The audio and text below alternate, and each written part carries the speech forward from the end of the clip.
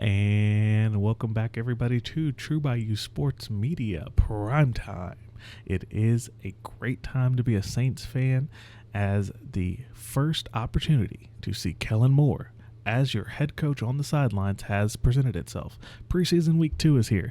We have Saints Jaguars on Sunday in the Dome. Football is back in the state of Louisiana in the Bayou region. And of course, we're going to be excited to be there live, giving you some updates from the Dome, as well as our coverage here on Primetime, getting you ready going into the weekend. Let's go ahead and hit that intro as we're back. It's the first football episode of 2025 here on True Bayou Sports Media.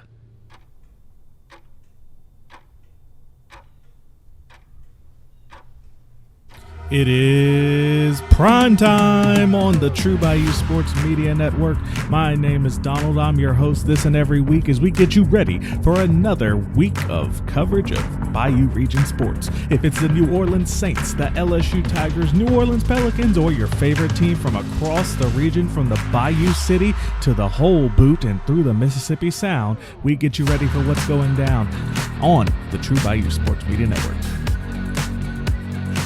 You gotta love it. We're back for the new football season. Excited. If you haven't seen this or it's your first time here on Primetime, thank you everybody for stopping by. This is, of course, our primarily football focused show here in the fall, but we do cover, of course, the latest and greatest in the Bayou region all across this particular area when it comes to sports. So don't feel surprised if we talk about some other things, but instead of, giving you 5-10 minutes of your time talking about still training camp related things with your college teams, or going into the Pelican schedule release, which certainly is very important, and we'll be talking about that a little bit more as the weeks get on in some of our other shows.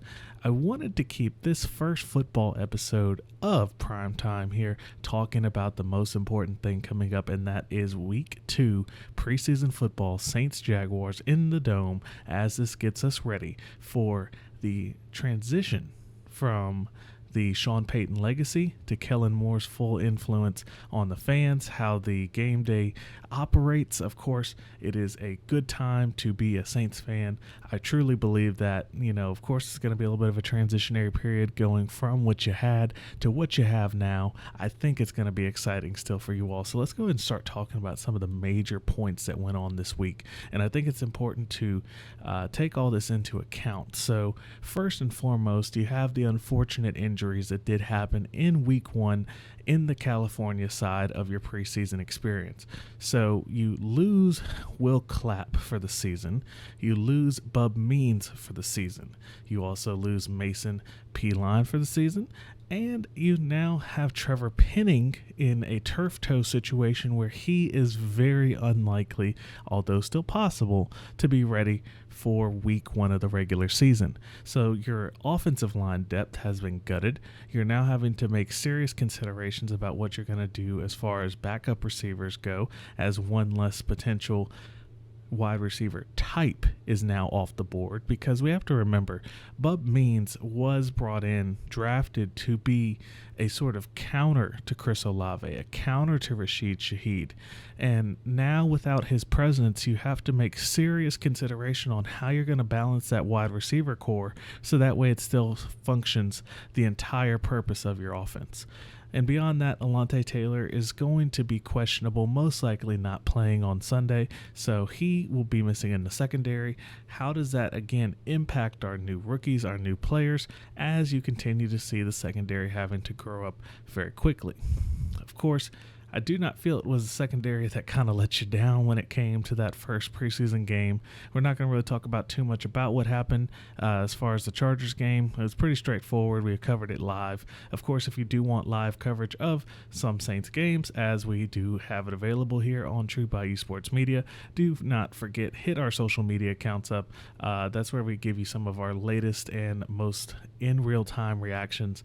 We've done some great things in the past, of course, whenever major injuries happen, and of course I'm there live in the stadium. I give you the quickest response I can possibly getting you the latest details as I know it.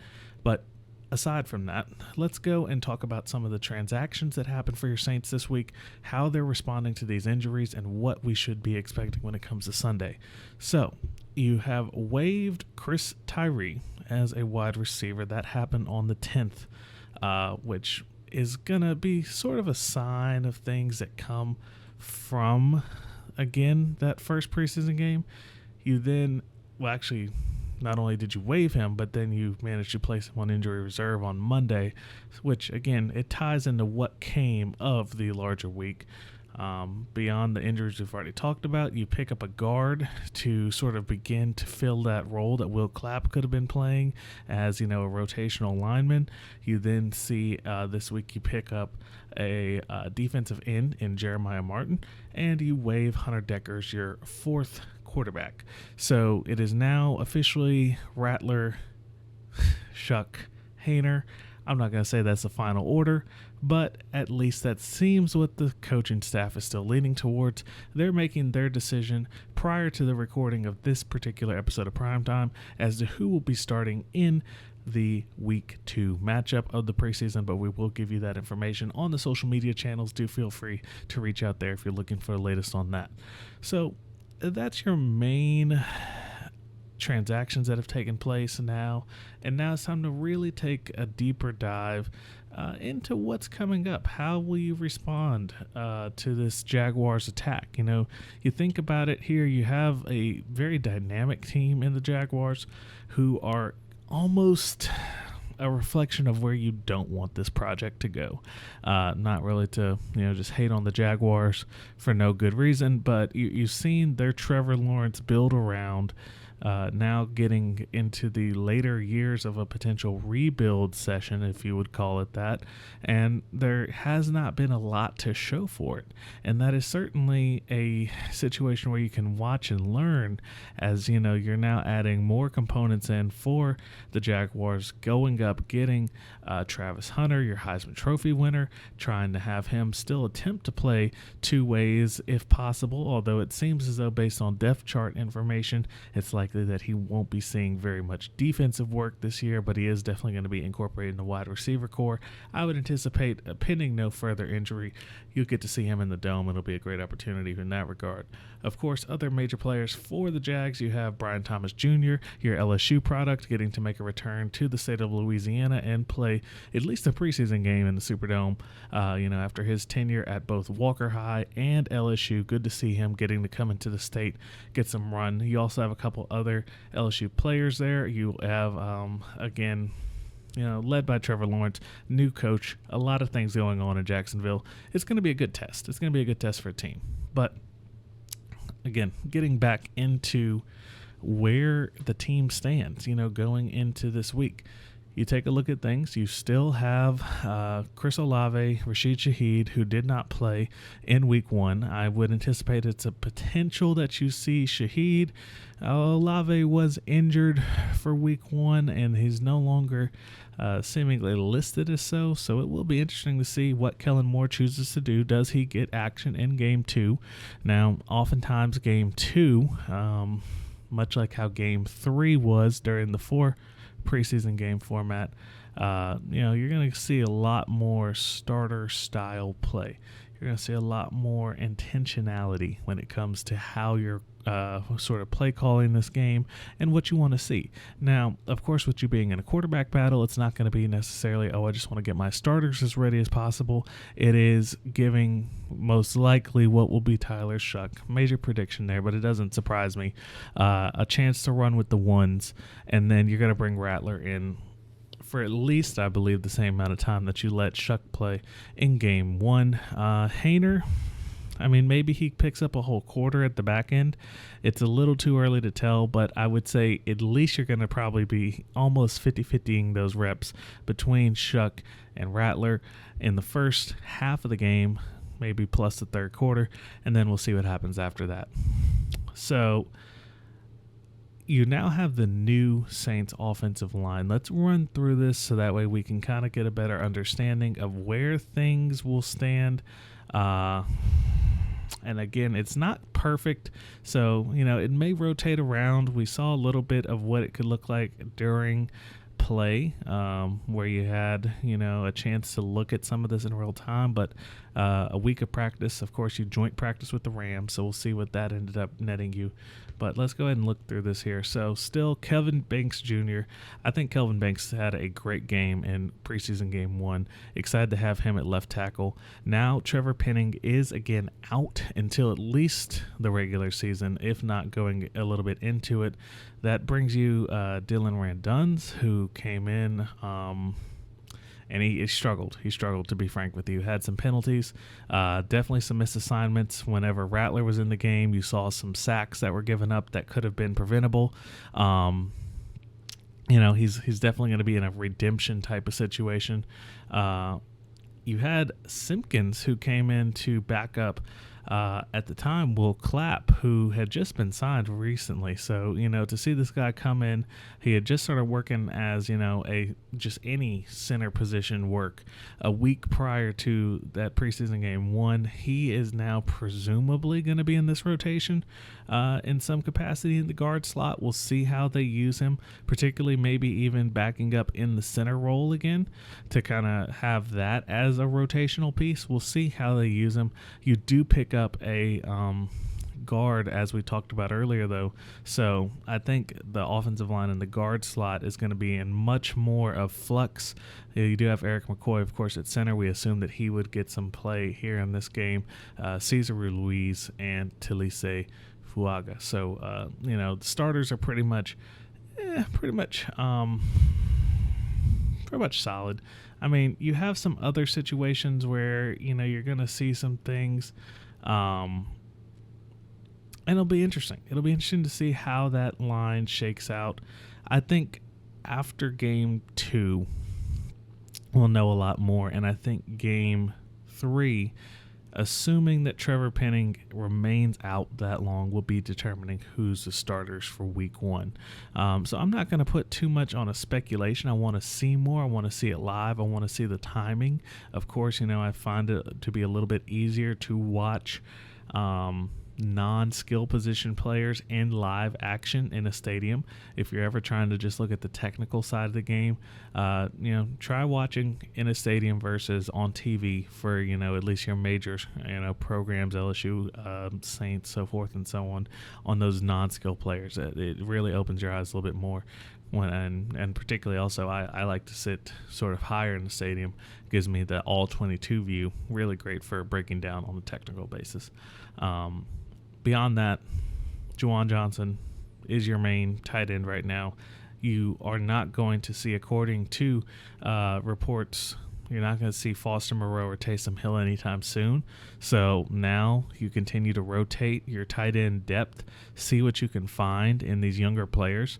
I'm excited to see what the Saints do down there. I think that that's going to be another position that is not going to necessarily hold you back if you don't get it right, but it is going to be something that if we're not able to see Foster Moreau or Taysom, hopefully not, but let's say something like until after the Bills game, and then you're playing those first games on a already limited set of larger targets for whoever this starting quarterback is, it could pose a situation where you put in a little bit of question in the integrity of the starting quarterback's performance, as far as saying, did he have a full roster?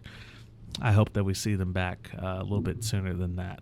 Beyond that, of course, the running back room continues to be entertaining. We did not see Alvin Kamara in Game 1. I'm not sure if we'll see him again in Game 2 since he is effectively your best offensive player, maybe going 1-for-1 with Olave.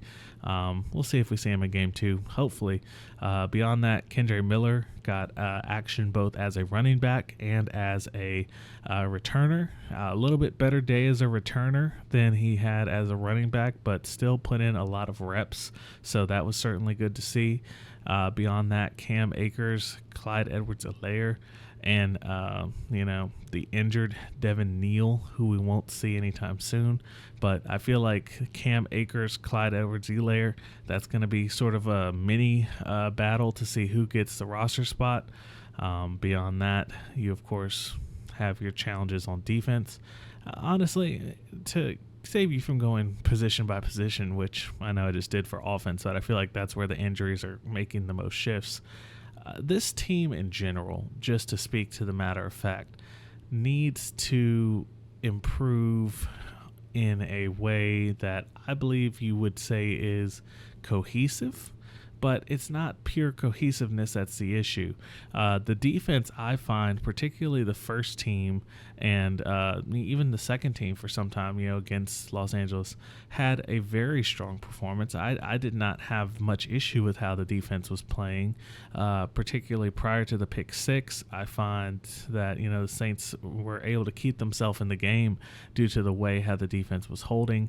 Not actually, but you get the point. What I mean by that, holding is in holding the Chargers back. I'm very confident, which is a weird thing to say with the way how this defense is in position. But again, with so many now veterans, Brian Brzee, of course, Cam Jordan, Chase Young, Demario Davis, and even Justin Reed as a safety. The defense is a side of the ball that has it together, which is, surprisingly not maybe a remnant of the bygone Dennis Allen era, even into the Sean Payton era in the late end, where the defense sort of was the stronger unit of the team. I particularly think when you look at someone like some of your younger guys and Danny Stutzman, who is looking like he is 100% of what we thought he was. He's going to be a long-term Saint, it looks like, as long as Mickey Loomis manages to get his contract in order and looking good. I'm excited to see him in live action. Certainly liked what I saw on tape and on the television broadcast, so excited to see him. Beyond that, just to kind of give a brief aside, obviously earlier this year I made some commentary regarding, do the Saints need to replace their kicker? Is it time for the Saints to consider pressing Blake Grupe harder? And while I'm certainly not walking that back at this time, Charlie Smith has tried his best and has had a little bit of struggle in camp, but you continue to see the reason why Charlie Smith is such a, I believe, intriguing or tempting opportunity. That is, the man can kick the ball with distance. His accuracy is the biggest struggle. And right now, while again, I would hope Blake Grupe returns to that top percentage, top percentile, even top 12 in kickers, which I think is very realistic, because right now I would probably slate him somewhere in the ballpark of kicker 19 to 22. If he can just get his performance up by about 7, on average, I think that's realistic, because Blake Grupe certainly has the talent, seems to be a really good guy, liked by the team. Of course, I wouldn't even really call it a full position battle, not certainly what's going on at punter between James Burnip and Kai Kroger, but those two are pretty fun to watch. Particularly, I think Burnip has the edge right now. I liked how he was putting the ball constantly inside of the 20. We'll be watching that as well this weekend. So lots to see when it comes to where this particular Saints, roster is going to move here in the next couple days. I think game 2, assuming you don't have another set of 3 or 4 players injured, particularly your starters, which I should mention, because this isn't the guy that you were debating cutting in any of the situations. Will Clapp was brought in to be a leader as a long-tenured veteran. He was going to influence, some of these younger guys that are being brought in, be it Kelvin Banks, be it Tilise Fuaga, kind of get them more integrated and sort of give that second vet presence. And you lose that. Then you look at Bub Means. Bub Means, last year had a season derailed due to injury. Now he has the entirety of the 25 season derailed due to injury. You brought him in for a reason with a relatively high pick to kind of help yourself on that wide receiver front, and you're not going to have it this year. So that's unfortunate. We'll see how the Saints respond. Do they go pick up a veteran maybe towards the end of camp? We'll see what happens. And beyond that, it's going to be a fun day in the Dome. I think, if you look into preseason too much beyond that, it is, position battles, it's trials, it's guys trying to get on a 53-man roster. It's not even like how it was, just a few years ago where you had to cut days, multiple cut cut days where, it's like, okay, if I really perform in game one, then I'll get to go and get another shot to continue on throughout the process. It's now just a fight for almost a month straight to say, I'm going to be on this roster. Don't put me on that practice squad. I need to be here and ready to go. So I'm excited to see what happens. I'll be ready to go. And, of course, if you do see me over at the Dome, feel free to say hello. It'll be a good time. Excited to have everybody out in New Orleans getting to enjoy a nice Sunday with some football on it. So I hope you all enjoy if you're there at the game or if you're watching at home. This is, of course, our first football episode of Primetime here. Don't forget to like, subscribe, follow wherever you're at. Do not forget to, of course, share it with friends and family. Get them involved in some of the newest and what I hope is innovative ways to talk about football here in the Bayou region. I hope you all are enjoying it. Programming note, though, going forward, this is traditionally a weekly show.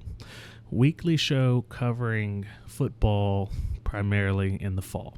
So next week we do have 2 nationally televised FCS games for your Louisiana teams. Southern and Nichols will be playing on week 0, which is conveniently the same day as Saints Broncos. So a lot of football talked about next week, and of course getting you ready for LSU, Clemson, and all the other teams across the region. We'll get them all covered. So do not fret. Football is back, and we will have a lot to talk about over the coming weeks. Thanks, everybody, and we'll see you in the next one here on True Bayou Sports Media. This has been a True Bayou Media production. This show is for entertainment purposes only and does not render legal or financial advice. Remember to bet responsibly. Distribution of this podcast is prohibited without the express written consent of True Bayou Media or its subsidiaries. Thanks for being true by us. We can't wait until next time we keep it true by you.